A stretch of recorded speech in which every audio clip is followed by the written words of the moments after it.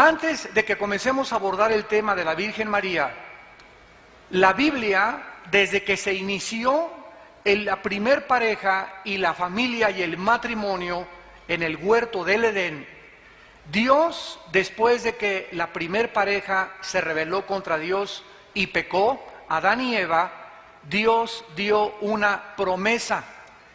Y desde el principio de la Biblia, desde el capítulo 3 del Génesis, versículo 15, Dios le dio esta promesa para que nosotros comprendiésemos lo siguiente: la entrada del Hijo de Dios al escenario mundial, la venida de Jesucristo a este mundo, no podía ser de la manera como tú y como yo nacemos.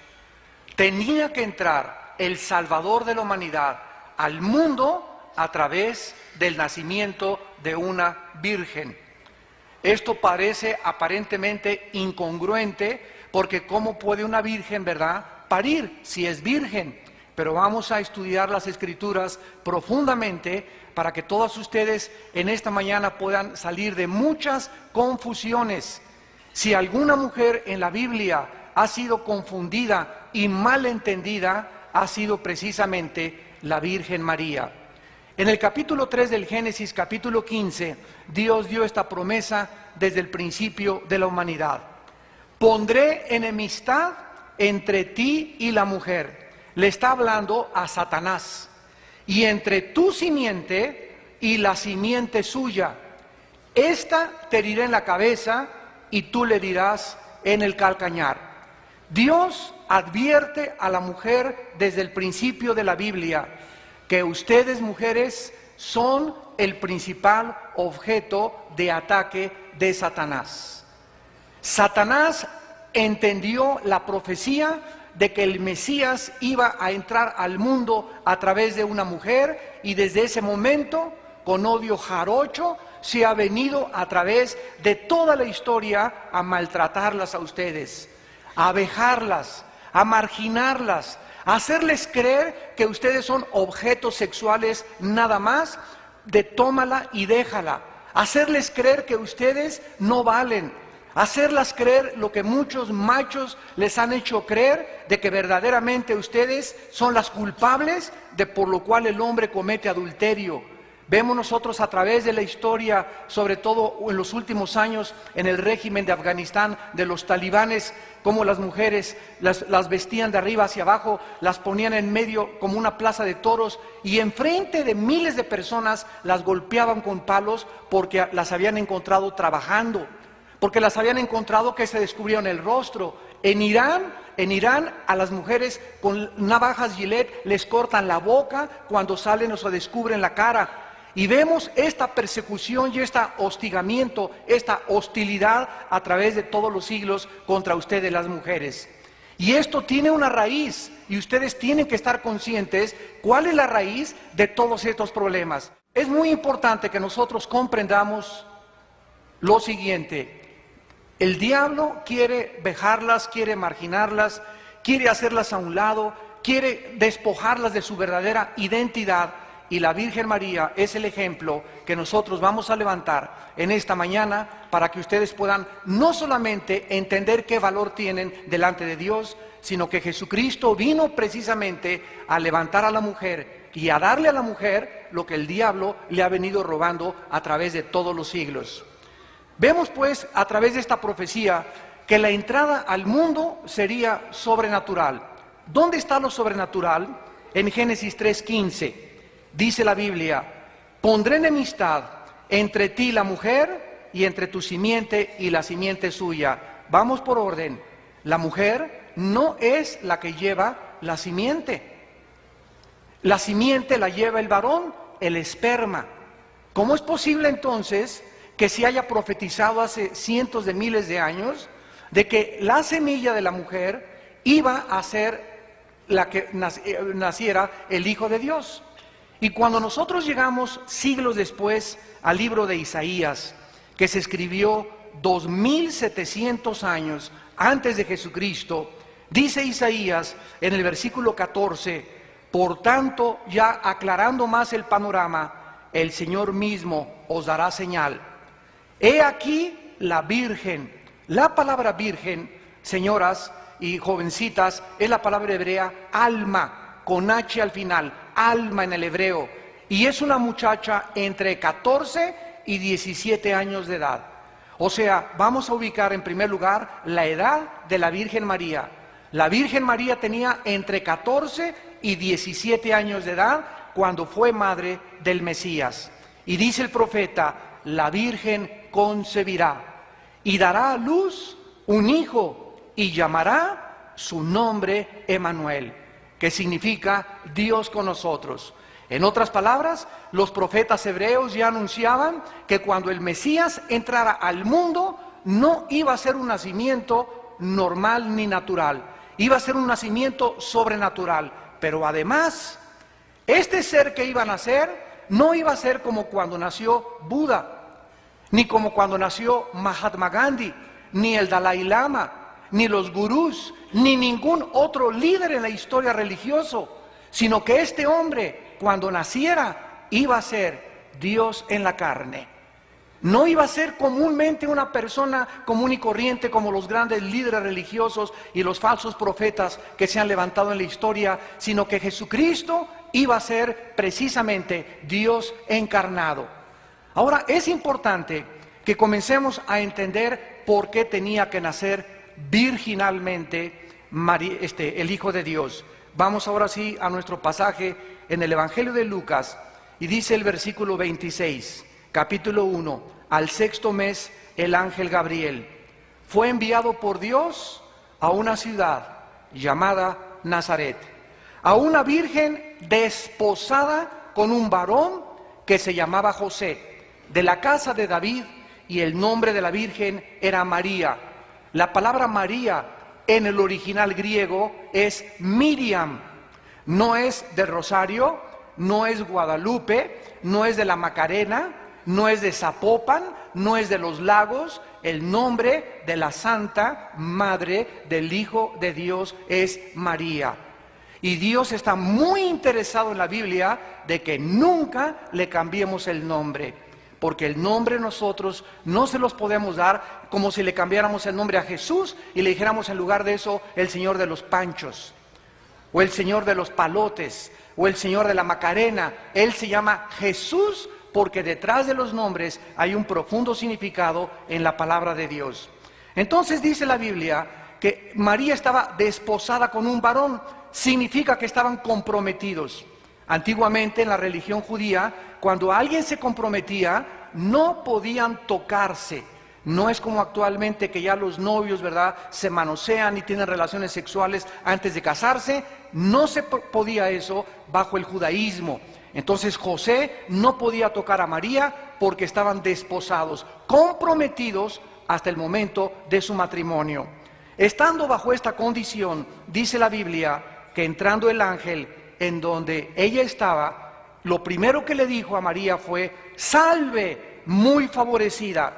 La palabra salve, chairos en el griego, significa alégrate, la gracia está contigo, muy favorecida, que significa charito, o sea, has encontrado, mujer, doncella, gracia ante los ojos de Dios.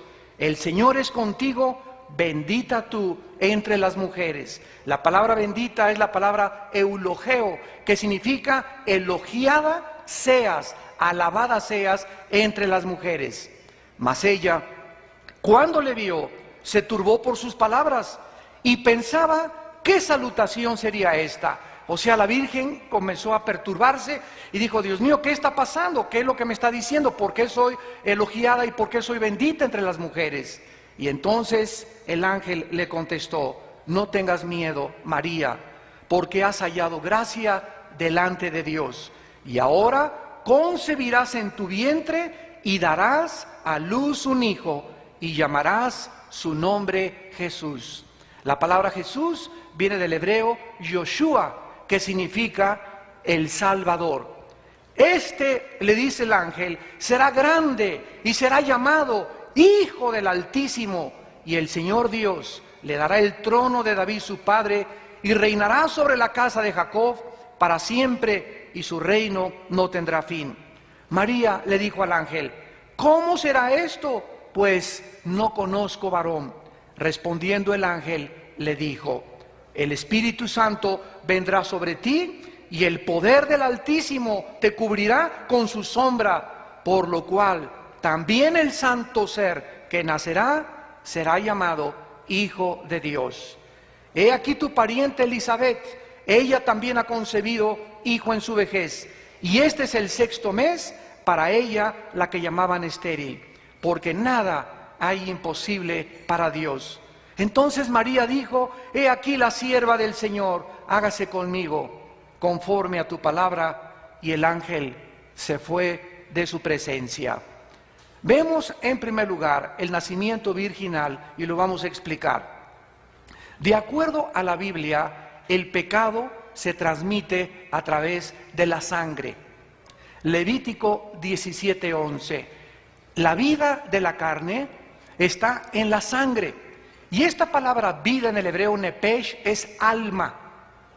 Entonces, cuando tú concibes a un bebé en tu vientre, en el momento de la fertilización, cuando se junta el esperma de tu esposo con tu óvulo y comienza a multiplicarse y convertirse en un cigote de 46 cromosomas, en ese momento, Dios no crea el alma. Porque si Dios creara el alma en pecado, se le atribuiría a Dios ser el autor del pecado. Entonces el alma se transmite a través de los padres a los hijos. Nosotros les transmitimos totalmente el alma a nuestros hijos, pero Dios forma el espíritu de acuerdo a Zacarías 12, versículo 1. Entonces el alma la transmitimos los humanos y el espíritu lo forma Dios dentro del ser humano. Muy bien, si María hubiera tenido relaciones sexuales con José y Cristo hubiera nacido de un padre y de una madre, José, por ser el portador de la semilla, el esperma es la semilla. Dios creó al hombre, al varón, para que fuera el dador, y Dios crea a la mujer para que ella sea la que recibe. Uno envía y la otra recibe. La mujer recibe la semilla, el esperma, la simiente del varón, y engendra dentro de su vientre a ese ser humano. Entonces, si José hubiera tenido relaciones con María, le hubiera transmitido el pecado a través de su esperma. Y la sangre de Jesucristo no podía estar contaminada por sangre humana, porque hubiera sido un ser como tú y como yo, nacido en pecado.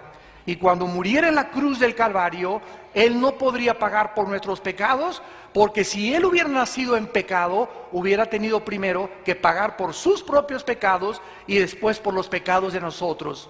Pero la Biblia nos da un panorama totalmente diferente en el libro de los Hebreos, versículo 26.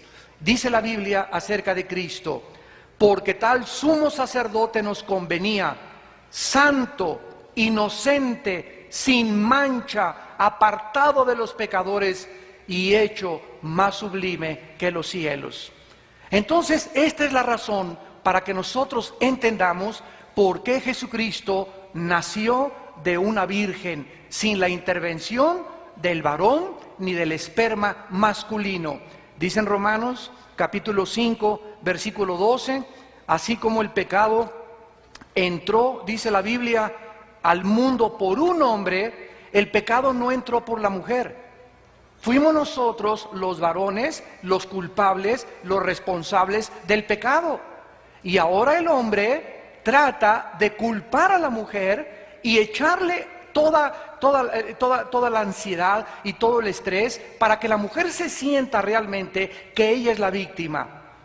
Hace un momento les comentaban que mi esposa está al frente de una organización que se llama Tamar, y estamos defendiendo a las mujeres en lo que se llama comúnmente la violencia intrafamiliar. Estamos trabajando con el gobierno del Estado de México, con el gobierno federal, gracias a Dios, y las mujeres que vienen a pedirnos consejo, ¿saben lo que nos dicen? Ay, fíjese que mi esposo se acaba de ir con otra mujer, y regresó a la casa y me dijo que la iba a traer para presentármela, porque además yo era la culpable de que él se hubiera ido con otra mujer. Y las mujeres que vienen, escúchenme, el 80% de las mujeres que vienen a pedirnos consejo se la creen.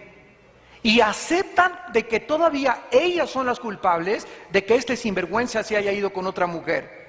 Es increíble la forma como la mujer ha perdido su identidad y la forma en como los hombres psicológicamente a ustedes las tratan de convencer y de manipular para que acepten la culpa que ustedes no tienen. La Biblia dice que cuando alguien peca, no hay nadie responsable de ese pecado más que la persona que pecó. El alma que pecare, esa morirá.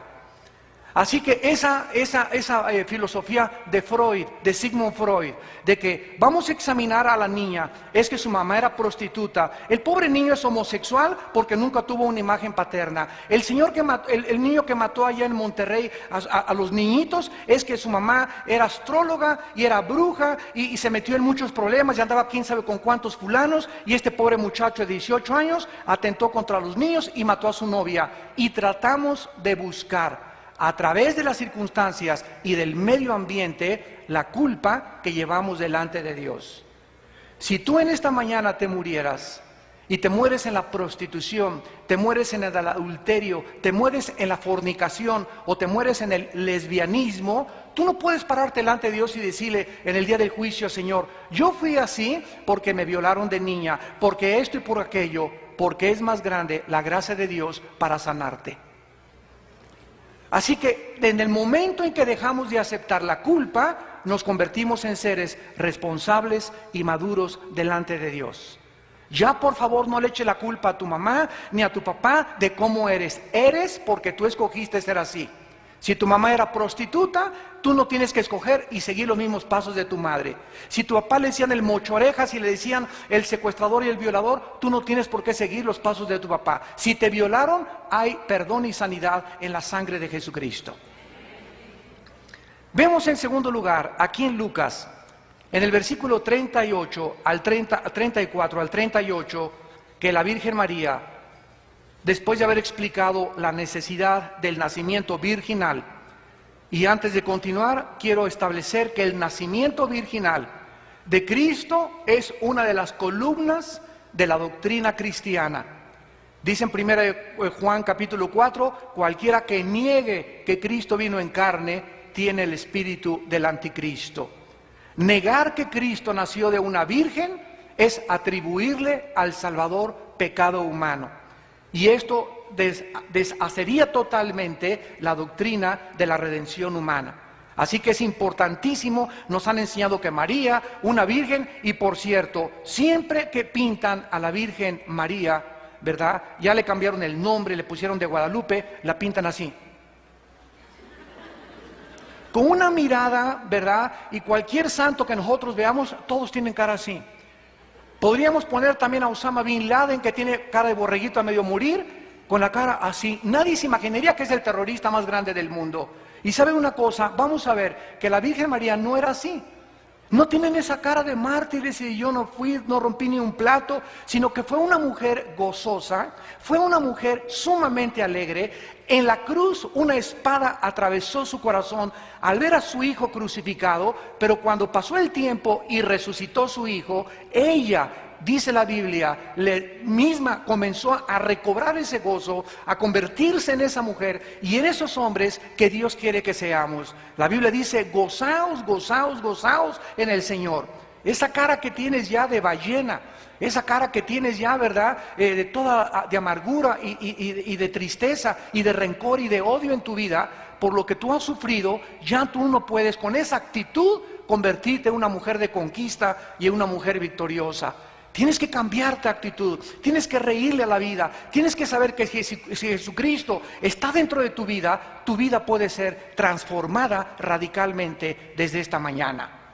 Dice en el versículo 34 al 38, en primer lugar tenemos el ejemplo de la sumisión de María. María le dijo al ángel: ¿cómo será esto? No conozco varón.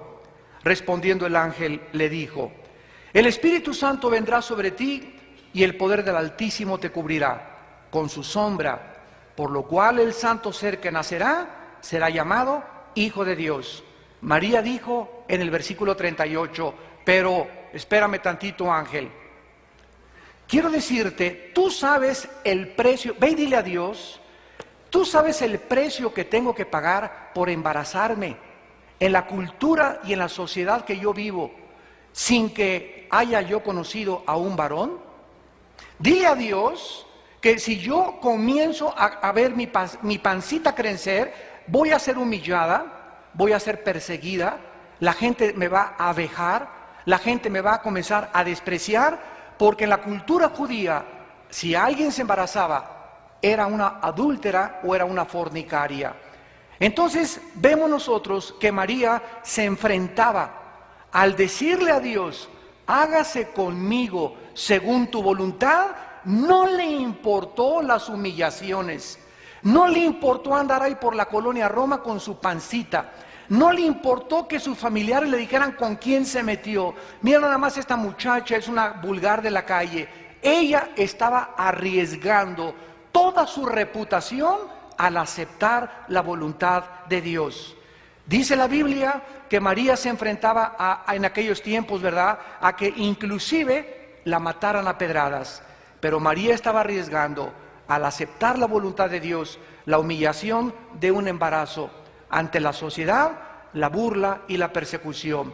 Damas que me escuchan en esta mañana, ¿aceptarías tú ser cristiana a pesar de que sabes que tu familia te va a perseguir y a pesar de la burla y la persecución que tienes que pagar con la sociedad cuando llegues al club y te digan, ya supe que eras de las cristianitas, ya supe que tienes la Biblia, y tú, no, no es cierto, yo sigo teniendo mi religión, yo sigo aceptando las cosas, estoy leyendo la Biblia? Y vemos nosotros la cobardía que existe en muchos seres humanos. En lugar de aceptar y decirle a Dios, Padre Santo, tenerte a ti en mi vida, no me importa el precio que tenga que pagar. Si voy a tener que enfrentarme a mi familia, si voy a tener que enfrentarme a las del Club Richelieu, y si voy a tener que enfrentarme ante la sociedad, y voy a tener que ser la burla y hasta perder amigas, Señor, tú vales mucho más que todo lo que el mundo me pueda dar.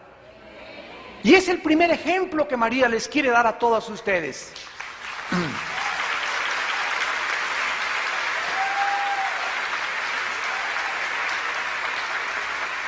¿Eres tú una mujer rendida a la voluntad de Dios a pesar de las consecuencias de seguir a Jesús? En su primera carta, el apóstol Pedro, en el capítulo 2, versículo 19, dice estas palabras: porque esto merece aprobación, si alguna a causa de la conciencia delante de Dios sufre molestias padeciendo injustamente, pues para esto fueron llamadas. Cristo no nos viene a predicar un evangelio fácil y barato de ven a mí y vas a ser feliz, nunca te vas a enfermar, vas a ser próspera, vas a ser rica. Esto es un evangelio fácil y barato. Cristo reclutó a la gente y le dijo, el que no cargue su cruz y no se niegue a sí mismo, no me puede seguir. Cristo nos enseña que vamos a sufrir con Él. Cristo nos enseña que vamos a padecer por seguir su nombre y por cargar esa cruz. Pero si tú escoges seguir a Cristo y vas a padecer burlas y ofensas de la gente, quiero decirte que te va a acompañar junto con tu caminar con Cristo una paz que sobrepasa el entendimiento, una esperanza que tú nunca habías conocido, una seguridad y una fuerza interna que es una fuerza sobrenatural para enfrentarte a la vida. Pero de todas maneras, si tú no sigues a Cristo y sigues el camino contrario a Él, vas a sufrir también. Pero duro es el camino de los transgresores, porque mientras más pasen los años, vas a llegar a ser gobernadora, vas a llegar a ser diputada, vas a llegar a tener lo que tú quieras en la vida, pero siempre tendrás un vacío que no puede ser llenado ni con el alcohol, ni con el sexo, ni con hombres, ni con la fama, ni con el dinero, ni con la popularidad. Ese vacío con el cual nacimos, solo Jesucristo lo puede llenar.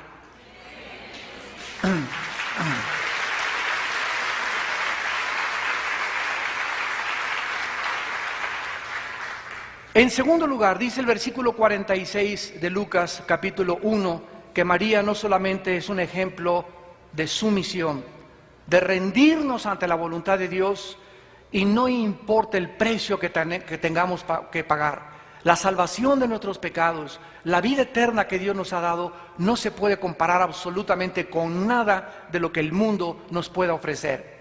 Y en segundo lugar dice el versículo 46, entonces María dijo, engrandece mi alma al Señor, y mi espíritu se regocija en Dios, mi Salvador. María, en segundo lugar, es un ejemplo para las mujeres de gozo en el Señor.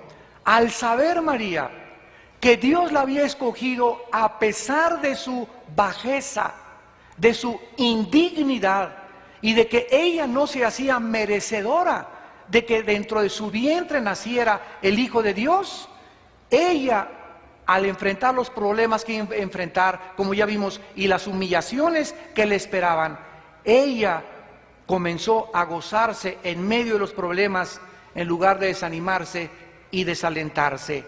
¿Saben algo? Se necesita una grande madurez espiritual para poder ver la mano de Dios en medio de nuestros problemas y gozarnos en lugar de desanimarnos y desalentarnos. Porque la Biblia dice, tu simiente será bendita. Y dice en Isaías 49, yo pelearé el pleito por tus hijos. Tenemos la victoria en Jesucristo.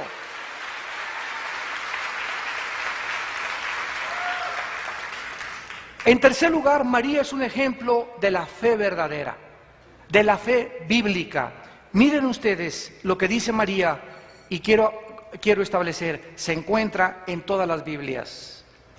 Versículo 46 y 47. María dijo, engrandece mi alma al Señor, y mi espíritu se regocija en Dios mi Salvador. ¿Saben qué significa esto?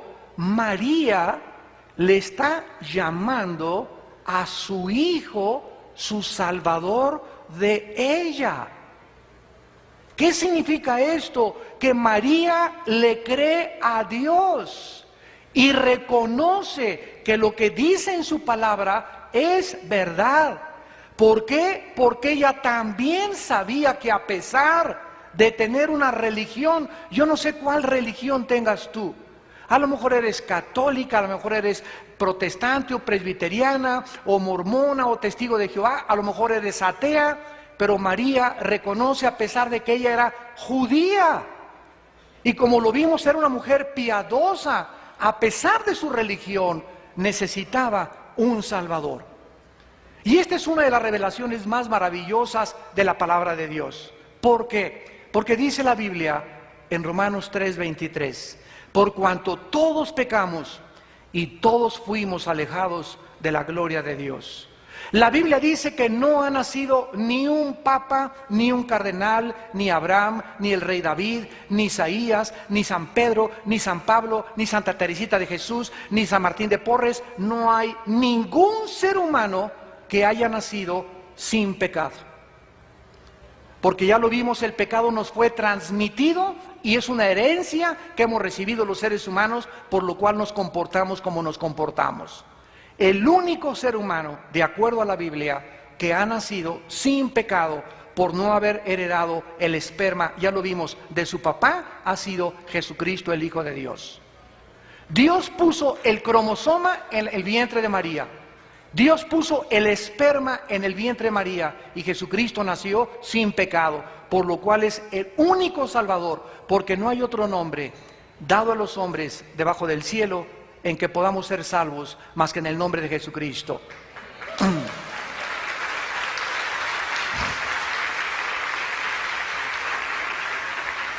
La Biblia dice claramente en el libro de Isaías, en el capítulo 53, despreciado y desechado entre los hombres, varón de dolores, experimentado en quebranto, y escondimos de él el rostro, fue menospreciado y no lo estimamos. Ciertamente llevó él nuestras enfermedades y sufrió nuestros dolores, y nosotros le tuvimos por azotado, por herido de Dios y abatido. Mas él herido fue por nuestras rebeliones, molido por nuestros pecados. El castigo de nuestra paz fue sobre él, y por su llaga fuimos nosotros curados. Por causa, queridas señoras, de que tú no podías pagar por tus pecados, ni yéndote al Ángel de la Independencia desde aquí rodillas, 5 kilómetros ida y vuelta, por causa de que mis buenas obras jamás me iban a poder salvar nunca, porque somos pecadores, la Biblia nos dice que Cristo bajó del cielo para que Él en la cruz llevara en su cuerpo tus pecados y mis pecados. Y Dios nos manda que creamos lo que Él ha hecho en nuestro lugar en una cruz. Esto es lo que se llama la fe verdadera y no la fe del carbonero. Como me decía una señora, bueno, yo creo lo que mi religión me enseñó. ¿Qué le enseñó su religión, señora? Pues que me tengo que portar bien para ir al cielo. Y quiero decirle, ¿cuándo va a saber usted cuántas obras buenas ha hecho para morir en paz y saber que se va a ir al cielo? El mensaje de la Biblia es diferente. Por gracia somos salvos por medio de la fe. No por obras para que nadie se gloríe. Dios hace todo en la cruz. Dios permite que su Hijo sea desfigurado. ¿Se acuerdan la película de La Pasión? ¿Cuál fue el impacto de esta película a nivel mundial? Que es la primera película de Jesucristo, donde se le retrata y donde se le describe hecho un guiñapo humano colgado de la cruz. Sin embargo, se queda corta la película como realmente Cristo se encontraba en esa cruz. ¿Sabían ustedes que los látigos romanos eran látigos? En la película sale que le pegan solamente en la espalda con un látigo chiquito, corto, y solamente le hace esto. Pero los látigos romanos eran aproximadamente como de 2 metros de largo, con puntas de plomo y puntas de hueso, y se enrollaban en el vientre y en la espalda de la víctima 3 o 4 veces. Y la tortura era que al jalar el látigo, el verdugo comenzaba a arrastrar los tejidos subcutáneos de enfrente y de atrás de la espalda por los huesos y los plomos de las puntas del látigo. O sea que cuando Cristo dejó de ser azotado, no tenía absolutamente nada aquí enfrente ni nada de espalda. Era un guiñapo bañado en sangre. Y cuando es colgado en la cruz, era verdaderamente un monstruo. Y Dios permite que a su Hijo lo hagan un monstruo en la cruz. ¿Y saben ustedes por qué? Porque esto es lo que el pecado hace con nosotros. El pecado nos deforma. El pecado nos hace monstruos delante de Dios. El pecado nos desfigura. No es normal para una persona vivir en pecado. Dios quiere que nosotros seamos santos en toda nuestra manera de vivir. Y Dios nos ha aportado y nos ha dado un legado en su Hijo para que Él en la cruz llevó nuestros pecados y llevó tus pecados. Y tú lo que tienes que hacer en esta mañana es: Señor, creo que tú pagaste por ellos en la cruz. Yo no puedo pagar por mis pecados ni puedo cambiar mi vida. Yo te acepto como mi Salvador en mi corazón. La Virgen María es un ejemplo de esta fe. A pesar de su religión, reconoció que necesitaba un Salvador. Qué increíble revelación de la Biblia. En la primera carta de Juan, capítulo 5, versículo 10, termino con estas palabras: el que cree en el Hijo de Dios tiene el testimonio de sí mismo. El que no cree a Dios le ha hecho mentiroso, porque no ha creído en el testimonio que Dios ha dado acerca de su Hijo. Y este es el testimonio que Dios nos ha dado: vida eterna.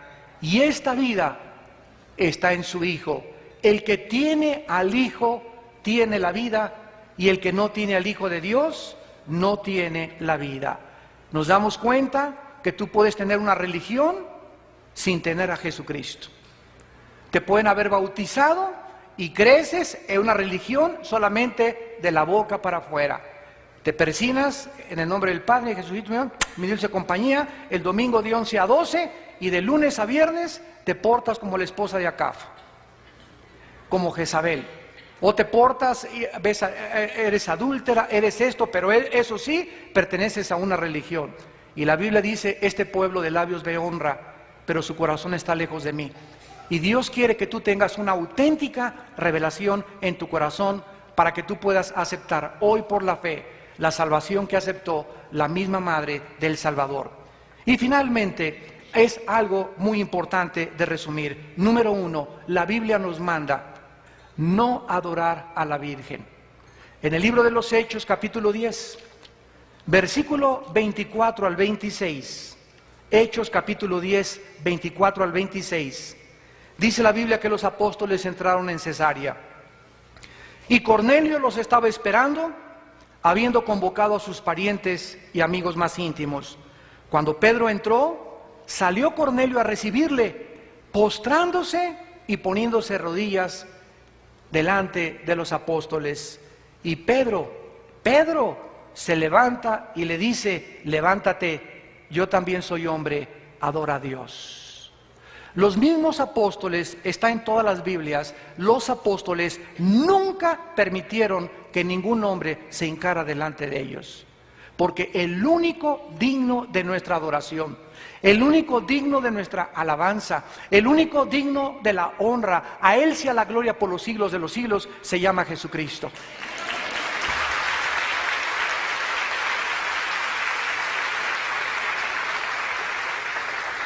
En segundo lugar, la Biblia nos muestra que no debemos orarle a nadie más que al Padre en el nombre de Jesús.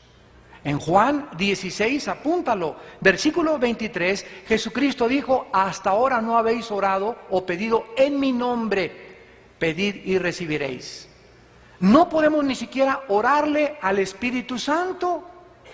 La oración es al Padre en el nombre del Hijo, mediante la intercesión y el poder del Espíritu Santo. Pero al que dirigimos nuestra adoración es: Padre Santo que estás en los cielos, santificado sea tu nombre. A través de, en el nombre de Jesús, al terminar de orar, Padre, te lo pido en el nombre de Jesucristo, y el Espíritu Santo es el que lleva este incienso precioso al trono de Dios. Así es como la Biblia nos enseña a orar. La Biblia nos enseña que no le oremos a ningún otro ser humano, porque la Virgen no murió en una cruz, ni con su sangre Dios pagó sus pecados. San Martín de Porres no murió en la cruz, ni Juan Diego tampoco, ni Santa Teresita de Jesús, ni la Madre Teresa. El único hombre que ha muerto en la cruz se llama Jesucristo. En tercer lugar, María no es la autora de nuestra salvación, sino Jesucristo.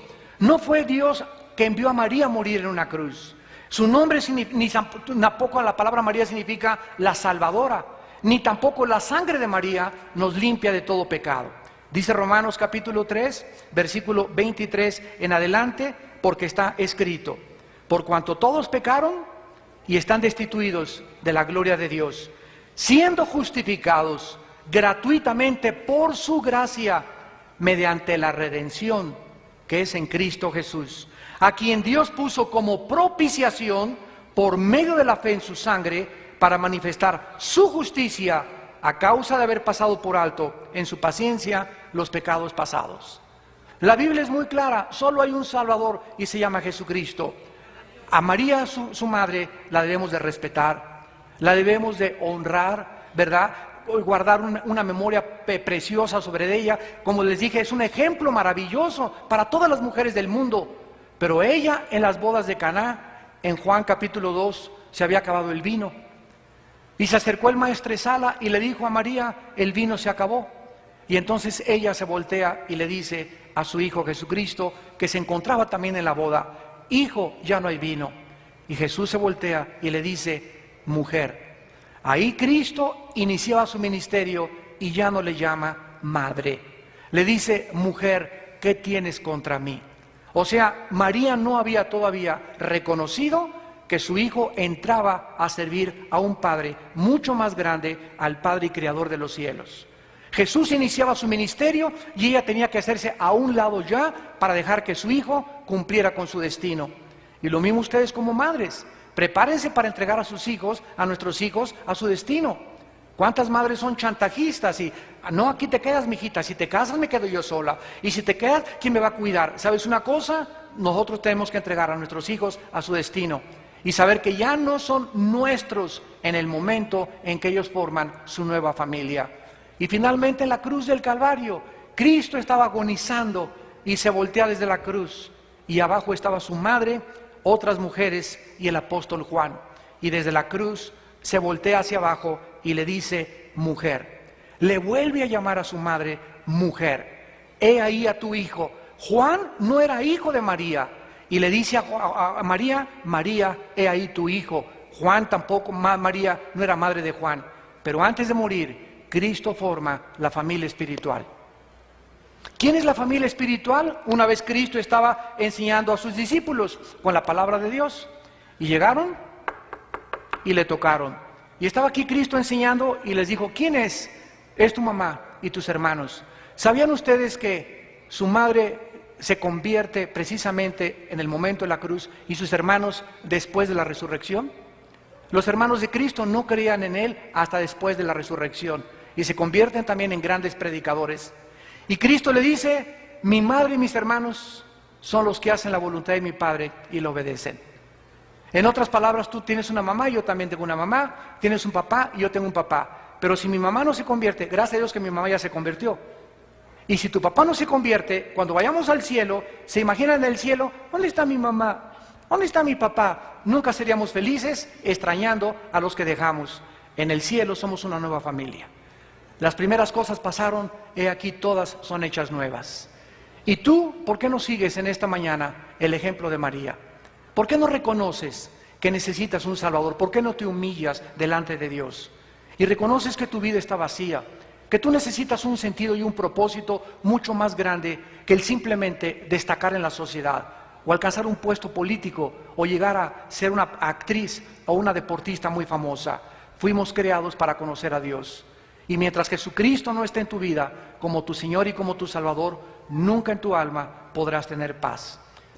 Todas nosotras como mujeres necesitamos a ese Salvador, a ese Jesús que murió en esa cruz, pero que resucitó al tercer día para traerte vida y una vida en abundancia. Así con tus ojos cerrados y con tu corazón, dile a Jesús, entrégale a Jesús en este día. Hoy es tu día para que las cosas sean diferentes, para que en tu vida haya esperanza, para que en tu vida puedas ver el poder y la mano de Dios obrando, trayendo paz, reconciliación con Él. Dile, Padre, este día que tú hiciste para mí, yo lo pongo delante de ti. Te entrego mi vida, te entrego mi corazón, yo me arrepiento por todos mis pecados. Todos mis pecados que yo te he fallado, me he apartado de ti. Pero hoy yo te reconozco como el único Salvador, porque tú eres el camino, la verdad y la vida. Y nadie va al Padre si no es por ti. Tú eres el único que nos puede llevar a Él y el único que nos puede redimir, el único que nos puede salvar, el único que nos puede sanar, porque tú estás vivo, resucitaste al tercer día y estás sentado a la diestra del Padre. Te reconozco como mi Señor y como mi Salvador. En el nombre de Jesús. Amén. Amén. Este Jesús, el que te creó, cuando Dios creó el mundo, creó los animales, creó al hombre, pero el sello de la creación fue la mujer. Fue la mujer. Y en este libro, en la Biblia, en la palabra de Dios, Jesús, el Redentor, el Salvador, siempre vamos a encontrar en los labios de Dios, Dios dignificando a la mujer, Dios dándole el valor a la mujer, como hija, como madre, como esposa, como amiga, como hermana. Solamente Él es el único que te puede dar ese valor, porque Él te creó. Y tú fuiste el sello de esa creación, y lo que Dios crea tiene un propósito y tiene un diseño. Y tu vida, déjame decirte, mujer, que tiene un propósito así como lo tuvo en la vida de María, también lo tiene en tu vida, y Dios sigue obrando milagros. Y a lo mejor tú estás cargada, estás afligida, estás con mucha angustia, con mucho dolor, con muchas heridas. Déjame decirte que el Cristo resucitado es el único que tiene el poder para sanarte. El Cristo vivo es el único que tiene el poder para levantarte y traer esperanza a tu vida. Y para decirte, mujer, ánimo, mujer, levántate, yo estoy contigo, no estás sola. Para decirte, mujer, ¿sabes qué? No nada más tú, sino tus generaciones también van a ser afectadas por ese poder del único Dios vivo y verdadero, del cual ahora le damos la gloria y la honra en el nombre de Cristo Jesús. En el nombre de Cristo Jesús, en el nombre de Cristo Jesús. Él es el único Dios, Él es el único Dios, Él es el único Redentor. y Él te tiene en el hueco de su mano esculpida. Y hoy es tu día, mujer, y yo te voy a pedir que si tú hiciste esta oración, si tú le entregaste tu vida este día, hoy, porque hoy es tu día, se lo entregaste a Jesús, ponte de pie. Levántate, porque así te levanta Jesús, te levanta de la depresión, te levanta de la angustia, te levanta de la aflicción, te levanta de la enfermedad. Jesús te levanta porque eres su hija. Si hiciste esta oración y recibiste a Jesús en tu corazón, ponte de pie, mujer, ponte de pie, ponte de pie, ponte de pie, ponte de pie. Gracias a Dios, gracias a Dios. A ti, mujer, es tu día. Gracias a Dios, gracias a Dios. Alguien más que haya recibido y le haya entregado su vida a Jesucristo. Póngase de pie. Póngase de pie. Yo en alguna ocasión estuve sentada y muchas dudas pasaron por mi mente y yo veía arrastrando muchas tradiciones, costumbres en mi vida. Pero ese día que tomé la decisión y decidí creerle a Jesús, mi vida cambió, mi vida fue sanada. Y ¿sabes qué descubrí? Que el diseño de Dios en la mujer es una mujer guerrera, es una mujer que levanta sus manos y levanta sus ojos al cielo y puede levantar su voz sabiendo que hay un Dios que la escucha. ¿Por qué no descubres realmente a ese Dios? A lo mejor ahorita estás teniendo muchas luchas, muchas dudas en tu mente, en tu corazón, pero yo te animo a que hoy tomes esa decisión. Toma esa decisión. Alguien más que esta mañana haya recibido a Jesús como su Salvador. Póngase de pie. Póngase de pie. Gracias a Dios. Gracias a Dios. Gracias a Dios. ¿Alguien más? ¿Alguien más? ¿Alguien más quiere rendirle su vida a Jesús? No veo bien por atrás, pero ¿por qué no se levantan y le dan un abrazo a las mujeres que se levantaron, que se pusieron de pie? Y le dan esa bienvenida a la familia de Dios.